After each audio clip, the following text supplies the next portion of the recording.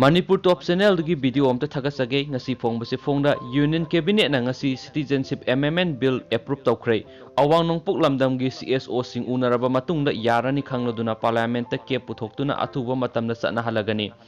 Prime Minister Narendra Modi yauna ngasi phamkhiba Union Cabinet mifamna Citizenship Amendment Bill approve tawbuga loinena hayeng natraga tha asigi mapanda kep satnaba yanaba Parliament ta puthoklagani hairi ngasi anganbada phamkhiba mifam aduda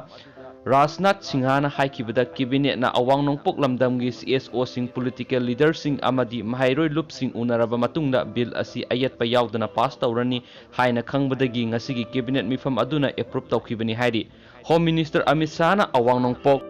lamdamgi mihut sing unaraba matungda bill asi approve tawnaba green signal pirakhibane KF na Assam gi NRC na khatok lamlaba miyoi lakh taraga mapallom adu Assam gi citizen oibe yanaba bill amani haina BJP gi lusingba singna phongdokpa laikhrabani hairi bill asi opposition party singna puthoktana bu khotna duna lakhibani awang nongpok lamdam gi stakeholder sing amadi lengak singna yamna kanna irang hauduna bill asi pass tawdana ba kayarak hana central leader singda khanghanduna lakhibani Hauzik puthokadawriba bill asina awang nongpok lamdamgi miyamna pamliba clause adu yaromgani yaromoi haibadudi khangma ngamdri haina phongdokhi.